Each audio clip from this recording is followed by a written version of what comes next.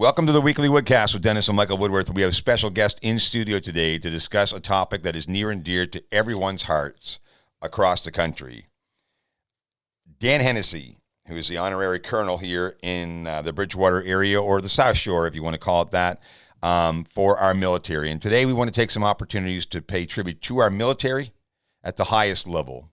Over the time that we talked off microphone, Dan, in regards to the things that when I was in quarantine and isolation, what I've learned and what I've seen has really brought me to want to do this. And a lot of my personal friends along the way that have served in the military has reached out to me to talk about the military, its sacrifice, its service, and of course some medical issues that we deal with as well with the military. Guys like Kirk Powell and Danny Hospital, Ian Hape, Peter Getson, Peter Lee are just a few of the names that I've spoken with along the way, and I'm really happy that you're in studio today. Yeah, thanks, Dennis. You know, it's amazing. I took on this role as Honorary Colonel, 14 Construction Engineering Squadron, just a little over 5 years ago.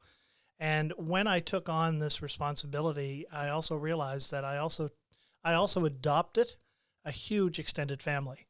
And that extended family is all of the members of the Canadian military, whether it's Navy, Army, or Air Force. Absolutely. We are all one big family. And the ironic piece is that we all celebrate successes together, but we also mourn as a family when tragedy hits. So, it's a daunting experience because basically an honorary colonel is a civilian in uniform, right? And we work as a liaison between the community and our unit. But we have a real love for the military and the members and their well-being. Let's talk about Remembrance Day.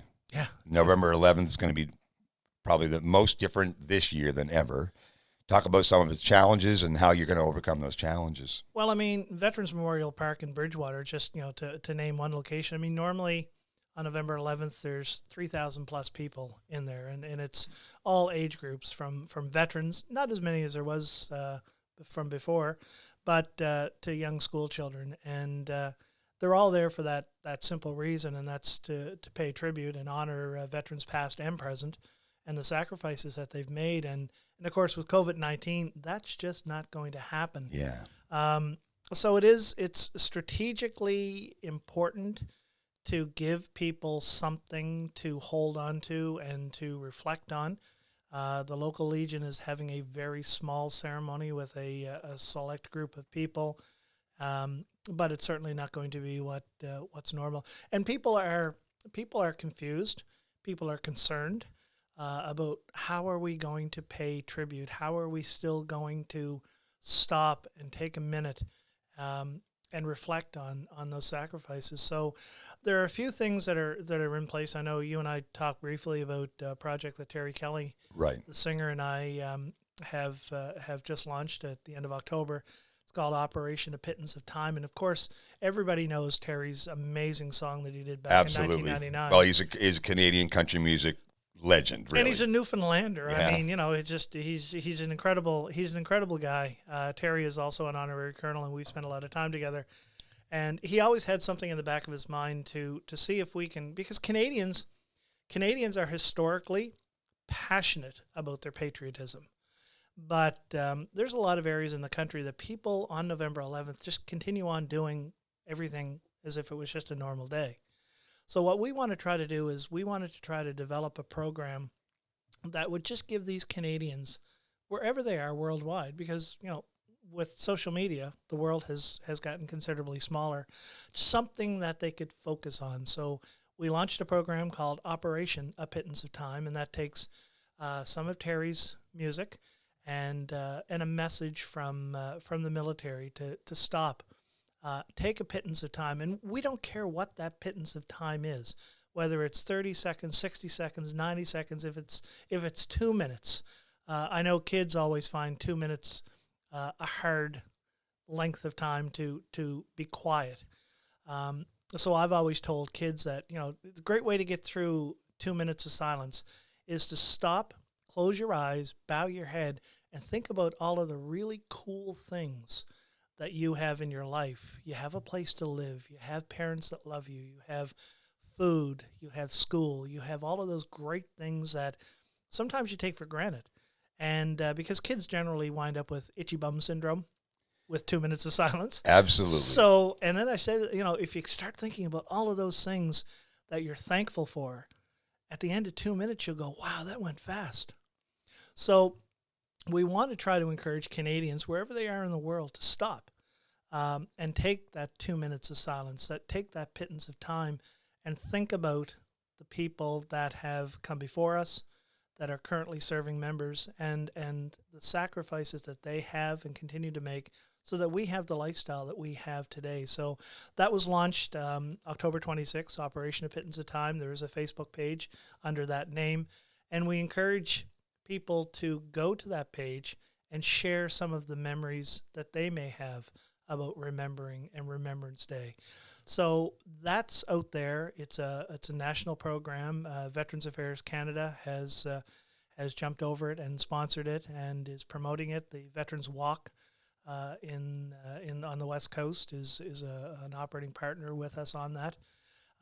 So we've done that. But again, the schools. This week leading up to Remembrance Day, as somebody in uniform, you were always involved with schools, going out to speak to them, showing videos, answering questions, getting cards and letters. So there's a void, and schools are saying, we need something. What can we do? So what's the plan? So Terry and I put our brain power together, and we've put together a video that should be available by the end of tomorrow and be offered to schools across Nova Scotia. It's in concert with 14 Wing Greenwood. So we've got the wing commander doing an opening, a documentary that Terry and I did explaining Operation A Pittance of Time. Terry did a live performance of the song.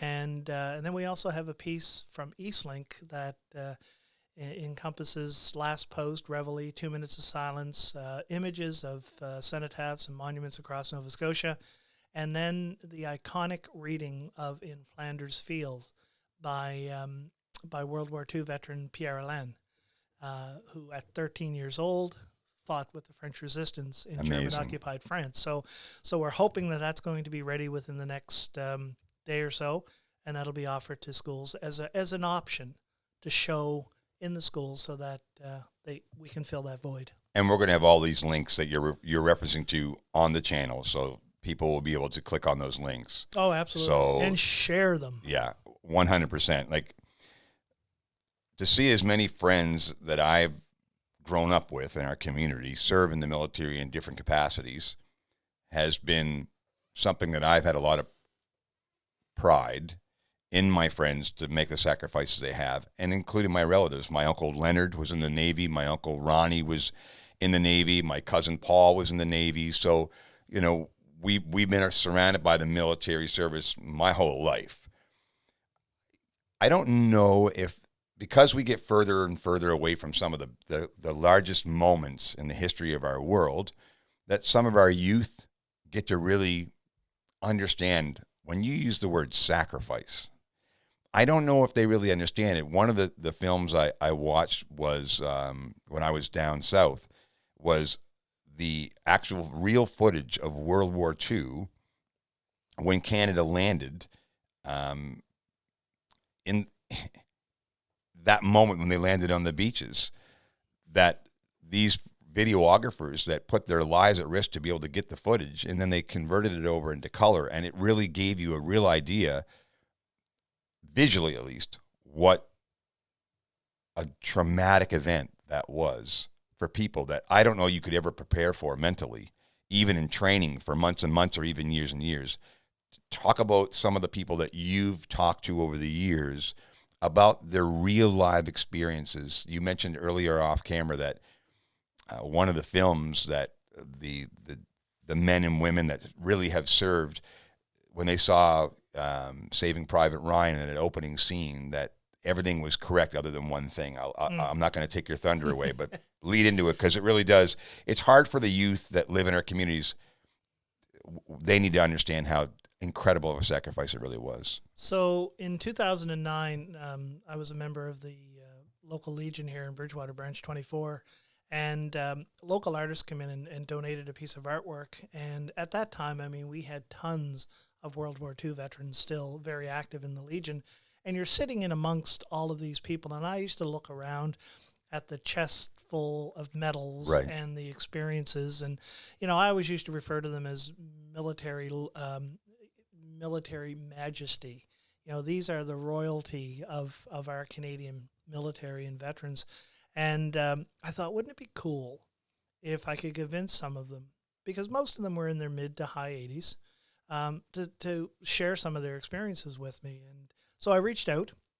I had some that said no, but I ended up with 18 that actually agreed to sit Fantastic. down and talk to me. And it was such an incredible experience, because one gentleman, for example, Frank Hammond from Bridgewater, he was actually a signalman on a landing craft taking Canadian troops to Juno Beach on D-Day under fire.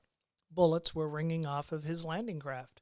And Frank was the one that I specifically said, you know, is there a movie that Hollywood has done? I mean, they've done so many that really gave you the feeling of what D-Day was like for somebody that would have, like myself, other than just movies and books, not a clue of what it was actually like. And he said Saving Private Ryan. He said the only thing that was missing from that opening beach scene was the smell of war. He said everything else was, and that's why it triggered a lot of PTSD in people. But so this project was 18 veterans. It was everybody from Navy, Army folks. We had Ron Mosley, who most people in the area, you know, knew as a combat chaplain of the U.S. Army, wounded twice at the Battle of the Bulge. Again, Pierre Alain, who was with the French Resistance. We had two ladies, Doris Jodry and Mary Nixon, who one was with the British Army, one was with the British Land Army. You know, and these are people that you know, turned the corner in London after a blitz, and Winston Churchill's walking down the street, and I'm thinking, you saw Winston Churchill in birth. So you know, and being a student of history, I mean, it was amazing. I made 18 friends. I made 18 brand new friends. I bet you did. All of those 18 have since passed. Wow. But I did make a pledge to each and every one of them. I said, you share your memories with me, and my promise to you is that I will continue to keep your memories alive as long as I'm able to do so. And the video celebrated its 10th anniversary last year, and it's going strong. And again, I uploaded that actually today to YouTube, so it's available. Dan, you've been one of those ambassadors for the military, and you weren't in any of those wars. You really have represented. I remember one of I think it was a Canada Day event that we had up at the exhibition grounds years and years ago. Yourself and David Mitchell were involved with that. Just to see the amount of passion you put into recognizing the people across our country, the contribution and sacrifices that they've made, just cannot be overlooked. They're family. You know, they are family. They truly are. I mean, of those 18 veterans that that agreed to talk to me, I mean, I attended every funeral. I was pallbearer. I carried ashes of Ron Mosley to the gravesite. They're family. They truly were. And our members today, everyone that I work with, and it doesn't matter if it's Air Force, which is what I represent, but it doesn't matter if it's Army, if it's Navy. I mean, the recent tragedy was Stalker 2-2 when the Cyclone crashed. I mean, I sat down with a young major at 12 Wing in Shearwater who was a pilot on the Cyclone, was on the HMCS Fredericton, and was due to fly that same aircraft later that day. Was a very close friend with all of those people that gave their lives that day. So it hits close to home. It really, truly does. You feel the pain, you feel the anguish, and you feel the loss, because we are family. So, Dan, my cousin, Lonnie Woodworth, I grew up with him. I remember playing baseball and football when we were kids. All of a sudden, he made a decision to serve in the military. And just like other friends like Danny Dospittle and Ian and many others, I thought it was a cool thing to do. You know, you travel the world, you create new skill sets. I mean, it's one thing about talking about the sacrifice of the military, but let's talk about how they contribute to society after their service, because they come with a lot of skill sets after they finish their military service. Oh, absolutely. I mean, in the case of the construction engineering squadron, which I'm part of, we're made up of our headquarters and 4 flights of reservists. So these are part-time military, if you will. So and they're made up of carpenters and plumbers, electricians. Jim Wenzel's involved with that group, absolutely. Right? I've grew up with Jimmy my whole life. So we talk to the young people, especially here on the South Shore. As an opportunity for you to join the reserves, the Air Force Reserves. We'll start paying you through basic training. We will then bring you back, and if you want to be a carpenter, we will send you away, and you will become a carpenter. We will continue to pay. There's no long-term commitment, but at the end of the day, you are getting the same skill set that you would get anywhere else, and you finish as a carpenter or as a plumber or as an electrician. You're only going to work a certain percentage of the year, so you could certainly use that skill set somewhere else within the community. There's no long-term commitment. If you sign up with the reserves here in Bridgewater, it's not like you're going to get whacked on the head and wind up in Kuwait. Right. Yes, we have members that are deployed to some of these areas, but it's always in support of a mission. So if there's something that needs to be built, something needs to be retrofitted, and they need a plumber, they need a carpenter, an electrician, they will reach out and say, is there anyone interested in doing this? And we've had members that have put their hand up and said, yeah, I'll go. That's awesome. And they go, and I mean, it's a tremendous experience. We have people deployed all over the world right now. And but it's a skill set that once learned is theirs forever.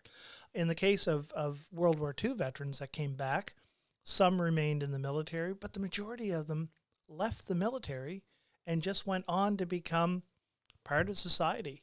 And they married, they had families, they worked in places like the post office or car dealerships, and it just became part of who they were. It was the biggest boom in childbirth in the history of the world was after World War II. Gee, I wonder why. You're right. So families are being created very quickly. Yeah.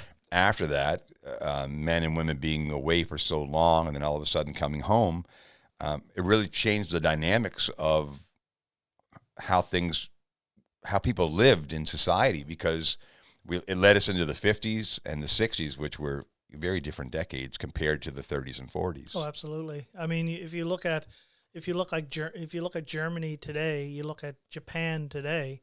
I mean, both of these countries were absolutely devastated after World War II. But I mean, you look at them now, and I mean, they're vibrant, successful economic giants, globally. And a lot of it was because of the rebuilding after the war. John Derrick was our history teacher in Bridgewater Junior Senior High School for a long time.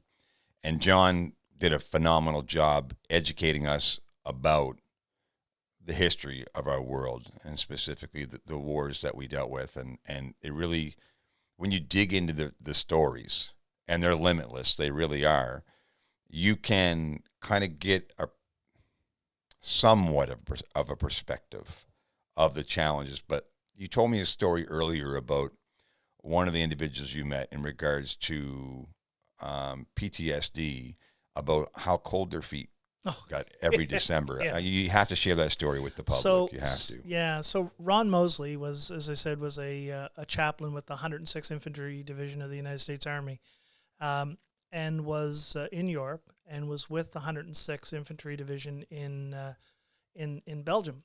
And of course, in December 1944, the Germans launched what became known as the Battle of the Bulge, right, which was their kind of last-ditch effort at an offensive because they wanted to get through and get a coastal supply area in Antwerp.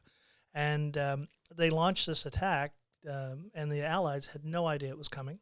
They were ill-equipped. It was winter, December, of course, 1944. Absolutely. And you had everybody from cooks to people who worked cooks and clerks, I think they referred to them as, all of a sudden found themselves on the front line trying to defend the area from the Germans attacking.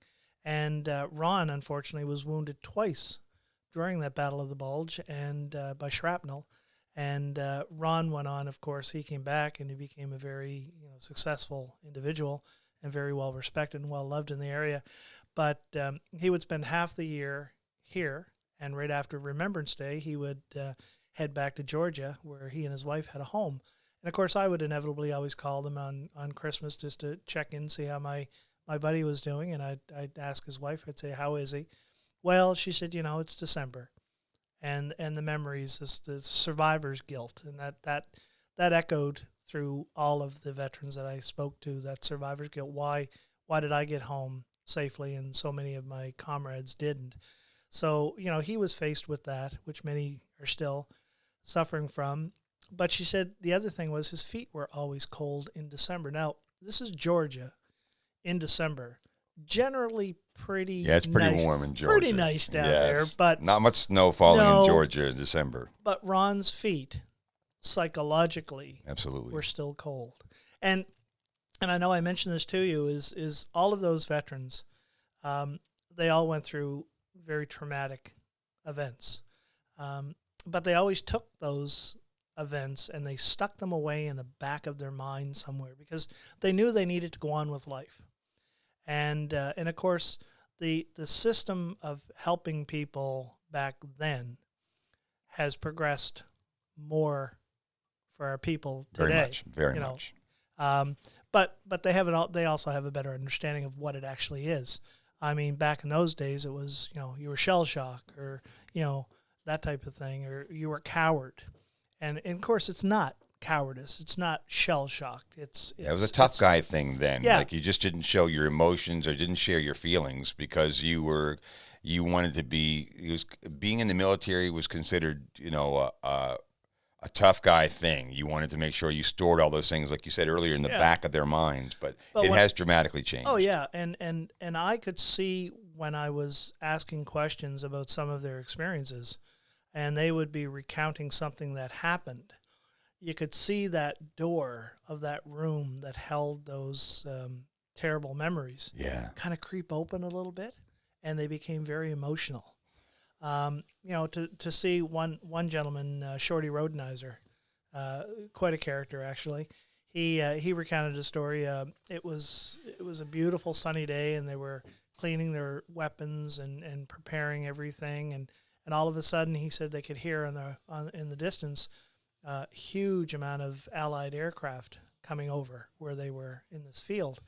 And he said they knew they were friendly aircraft, and he said all of our equipment had the Allied logos on top of it, and he said all of a sudden the planes started to drop their bombs. Wow! And he said that day they lost over 400 people. I mean, you can't think about in today's world if we lost 400 people in one day. The only time in my life that's been recent would be 9/11. Yeah. That would be the only time that you could really compare it. Yeah. And I mean, you look at, our losses in Afghanistan, there were multiple deaths on it, but it would be not 400 in a day. But it would be like 3 or or 4. And of course, we had people like Paul Davis, Absolutely. Paul Davis, who attended Bridgewater High School at the time, and his dad still lives here. We had Rick Green and Nathan Smith were two of the first 4 Canadians killed in Afghanistan in 2002.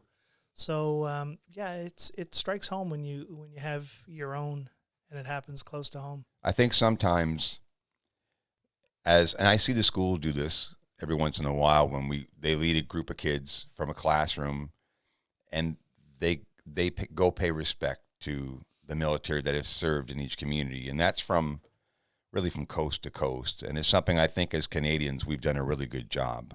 Oh, absolutely, and I that's the other thing that I encourage young people to do, and I encourage everybody to do it. You see somebody in uniform, walk up and say, absolutely, thank you for your service. It's a simple gesture, but it speaks volumes to the respect and working closely with our military. The military members are somewhat kind of shy, and they don't like to be put up on a podium. Pedestal or a podium. Yeah. And of course, that's not me. I'm always putting them up on that Yeah, pedestal. I'm always putting them up on that podium and saying, hey, folks, look at that person. Take the credit, exactly. Look at that person. Look at what they do for you. But yeah, you want to pay respects on November 11th and every day, because that's the other thing. I always ask kids, when's Christmas Day? December 25th. Exactly. Okay. When do you start thinking about next Christmas? December 26th. And I'd say, okay, so when's Remembrance Day? November 11th. When is next Remembrance Day? No, it's not November 11th of the next year. It's a lifestyle change. It is remembering those sacrifices and commitments that our members in uniform make every day. So it doesn't have to be November 11th to walk up to a veteran or somebody serving and say, hey, thanks for your service. You can do that any day. And you can see them in a grocery store. Yeah. You can see them in a mall. You can see them on the street. You can see them in Tim Hortons. You can see them anywhere, a Walmart. And when you see them, they usually have some form of even clothing on that you can see that you can recognize. It takes a short moment in your life, but to either tap someone on the shoulder, or in this COVID situation, you want to be a little bit more careful right now, but still to take that moment and show your respect. It really does go a long way for our military to show that they've been remembered and respected for their contribution. Yeah, it's a simple, like I said, thank you for your service is a very simple phrase, but it means so much to our members that are currently serving. I've got an idea that I want to throw out to the youth here, because I know a lot of kids that I've coached in sports and I've met across the country. We have social media applications like TikTok and Facebook and Instagram, Twitter.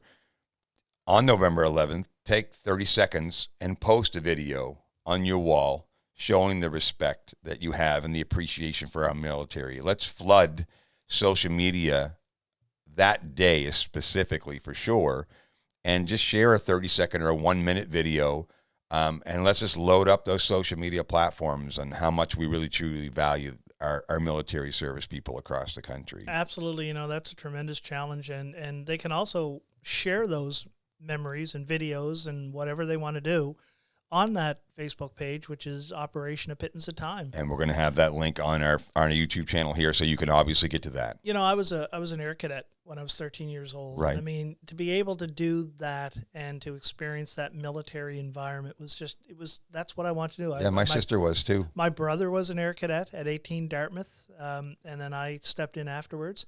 But the life lessons that the cadet programs, whether it's Army, Navy, or Air Cadets, that instill in young people is something that you have for the rest of your life. Like, nobody polishes my shoes anymore. Nobody irons my shirts anymore. Absolutely. I make the bed at home. Well, it was nice to see Carrie Ann, because when she was a kid, Sean and I were so heavily involved in sports. Yeah. Carrie Ann actually went away each summer and was a camp leader. I was so impressed with her just ability to want to go do that and then take those skill sets as she's learned from it. I had a lot of respect for Carrie Ann for doing that at a young age. Oh yeah, the cadet program is amazing, and it's not, I think there's a misnomer there that if you join cadets you're going to go to the military. Yeah, that's not the case all the time. It is. Now, there are kids that will transition because of their love of that environment. But it's just a tremendous experience for young people, and I mean, we have some outstanding cadet groups right here on the South Shore. And they're coast to coast. Oh yeah, absolutely. That's the nice thing about the country, is that we have the ability to provide those opportunities from coast to coast for the kids, and like you say, it's whether you serve in the military or just utilize those skill sets, they stay with you for the rest of your life. Yep, absolutely. And I mean, we just had one of our local Army cadets become the top Army cadet in Canada. That's impressive. Right here. So that's impressive. It is pretty neat. So it's always great to be recognized, to be at a level of excellence that is considered the top in your field. Yep. So, but no, it's Remembrance Day is going to look different, but I think we have enough to offer people, and I think people will still take that time. And And to quote Terry's song, take a pittance of time. Absolutely. Whatever that length of time is, it really doesn't matter. Just stop. We want this to become a nationwide initiative, nationwide, and everywhere in the world there are Canadians. I mean, I even said to Terry, wouldn't it be cool if Air Canada jumped on board? And because obviously Air Canada is going to fly on November 11th because that's what airlines do. Wouldn't it be neat at 11 o'clock on November 11th, they come on the speaker on the aircraft and say, hey, we're going to take 2 minutes of silence. We're not going to shut the plane off, of course, but we want to stay in the air. We'd like you to just take a moment and reflect. Absolutely. I think it's a great idea. So, we're reaching out. That's a great idea. We're reaching out corporately, and of course with the support of Veterans Affairs Canada, they've got lots of contacts, and that Terry Kelly guy's got a few friends around the world as well. So PTSD is a subject that has really come to the forefront in society, and I think that in a lot of cases it's not emphasized enough. Sometimes I think we just go, well, you remember those kind of things and you deal with them. I think we need to emphasize some more care for our military service men and women, that we get them the type of care that they need in our country, because they see and have experienced things that the average person could never imagine. Dan, when you watch things on TV, it's one thing. Yeah. When you're in the movie, you're there, you're experiencing and seeing things that stay with you for the rest of your life. We need to take care of our men and women. That's true. I mean, our military is such a precious commodity to this country, and you're right. I mean, our members, experience things that we can't even fathom the depth of what it would be like. I mean, just for example, with the cyclone crash, Absolutely. One of our members, his girlfriend served on the HMCS Fredericton, and her second role was actually casualty recovery. So anytime an aircraft would come in and land, there would be certain people on the deck. And, these people saw this aircraft crash and knew the people Absolutely. on board. It wasn't a movie. It was reality. And, you can only compartmentalize that stuff for so long. And, some people are better than others in putting it aside. But everybody needs to understand that the mind is a very fragile organ, and it doesn't work the same with everybody. Absolutely. It's not a computer. No, and you can't just reboot and it's gone. There's always remove the virus. There's always cookies, if you will, that are left behind. And just to go back to this, the World War II veterans, that door. You can only keep that door closed with those very traumatic experiences and memories for so long when you have to deal with them.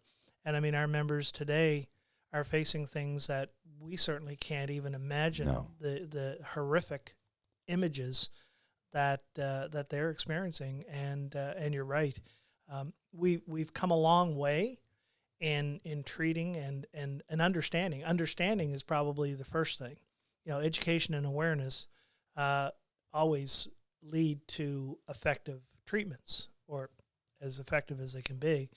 But we still have, lots of yards to go. And it doesn't always have to be people that have been in combat.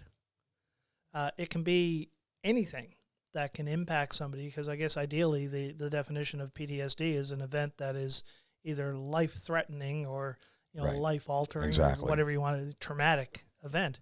So, there's a lot of programs that the military has in place, and they're doing the best they can at this point. But I think everybody understands that the learning curve is still happening, and it's identifying members that have issues is probably one of the biggest. And looking out for each other, because if you and I are working together, and I'm working with you on a regular basis, and I notice a change in you, it's I need to be able to identify that. And it doesn't, it can be issues at home, issues at work.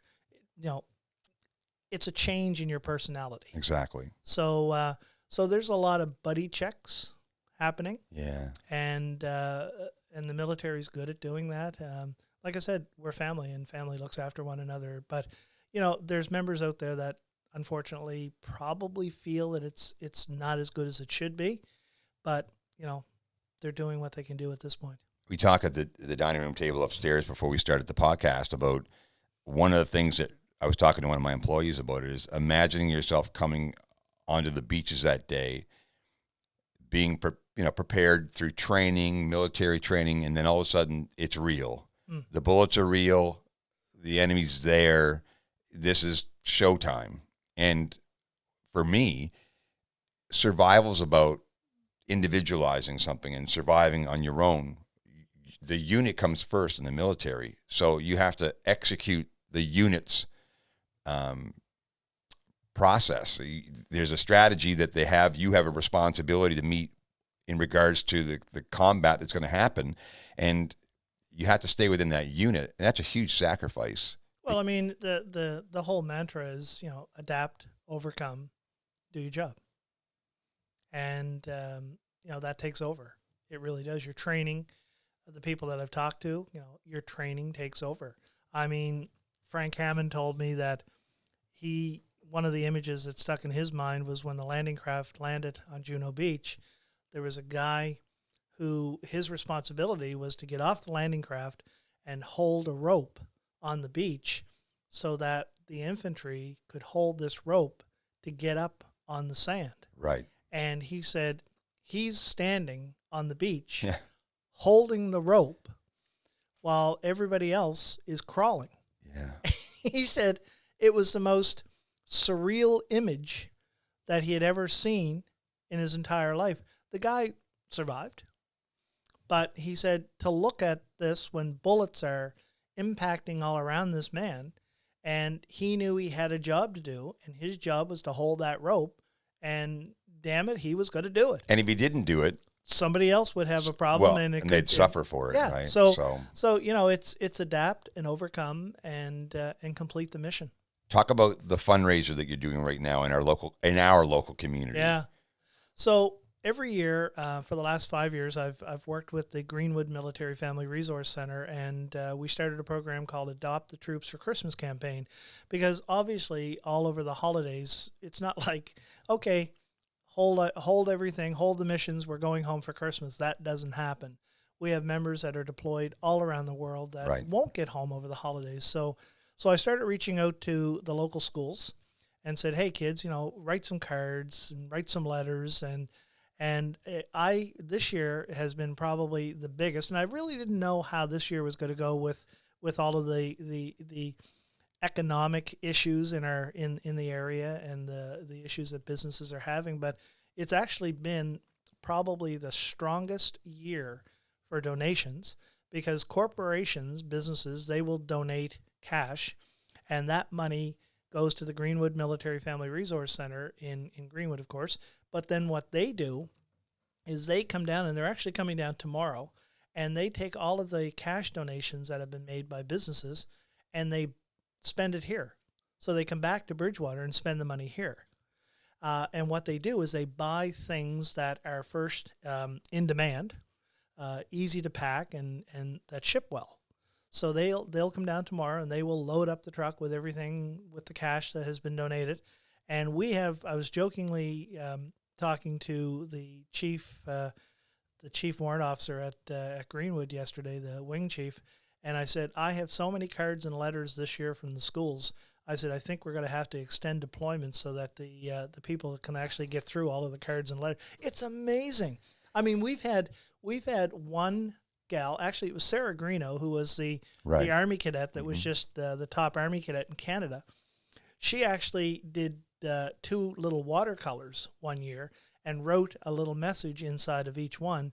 And we actually got a picture back from one of the guys in Kuwait with it hung on his tent. Very cool. So it is nice. And some of these kids will actually get cards and letters back from our folks deployed.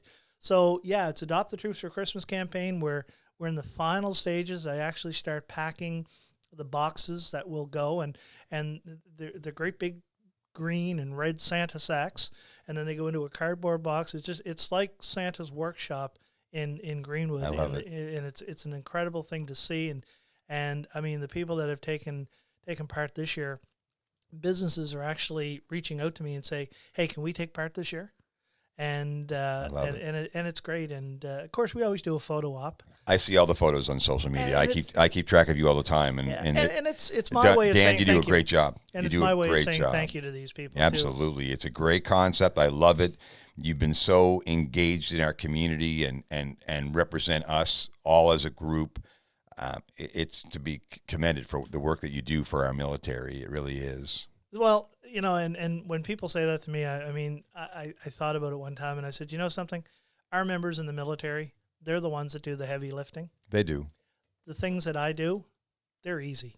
They're easy. They do all the heavy lifting. So, and it's tremendous honor to be able to give back to those that give so darn much for us. And that's why I'm passionate about what I do and about my military family. The military family over the holiday season, like you just talked about with the fundraisers that we do, they're abroad all over the world, and they're away from their families. And life goes on. It does, you know. We had one of our members who was deployed and lost a family pet. You know, life goes on. It does. It's tough, and that's why in our community you want to try to support the families that has a husband or a wife or a husband and a wife deployed. Absolutely. And talk about our flag. When we're looked upon in the world, we had John Swain and Nick Saunders in the studio one day, and we talked about where we ranked in the world, and it's amazing to see a lot of these surveys that Canada is looked upon as one of the best places to live in the world, and one of the reasons why is the type of individuals that we are and the way we serve in our military. So the flag itself, when we're in other countries, we're looked upon as leaders in the world for sure. Oh, absolutely. You know, I carry this flag on my uniform, and I always say that members that have come before me and will be after me, have historically carried this flag into battle, and and have represented the country so well. And you're right. I mean, this flag is recognized worldwide as an amazing country.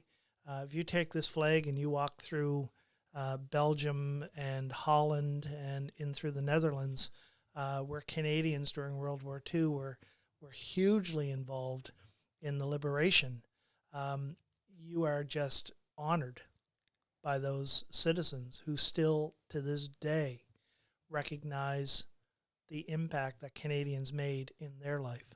So if you're wearing a backpack or some form of jacket and you have a Canadian flag on it, and someone in those countries or other countries look at you in a positive way, it's likely come from our military service. Oh, absolutely. That's the reason why. Yeah, absolutely. And I mean, the Canadian graves that are in those areas are still looked after by the residents of those small towns.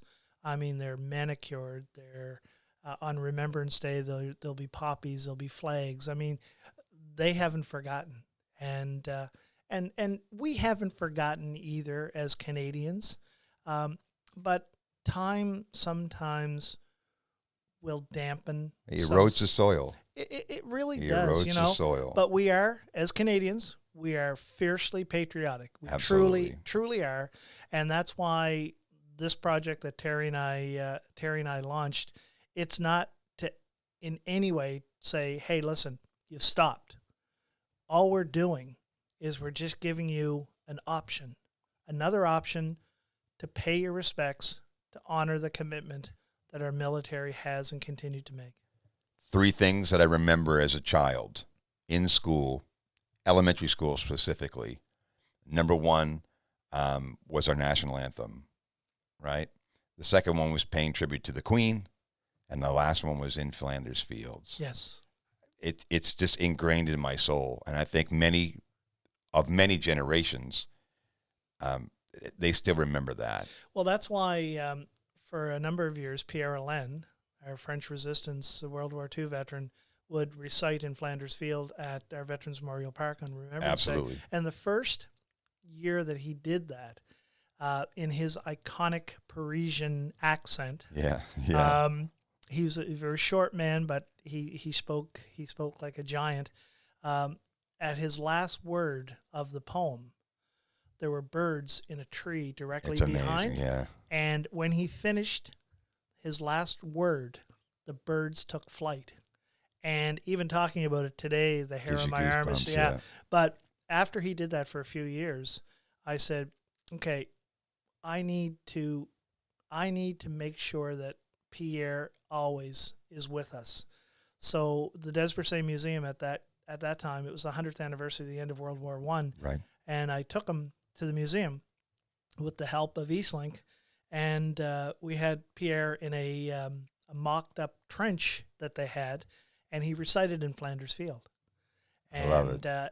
And it's amazing. And of course, like I said, Eastlink has put together this video that encompasses him doing that, and in fact, it's an amazing experience to watch it, and it's such a brilliant memory, and it's such a brilliant honor that we can bring to somebody that was a very simple man, and until the day he died, would always keep thanking me for what I was doing. And I said, no, Pierre, you're doing it all wrong.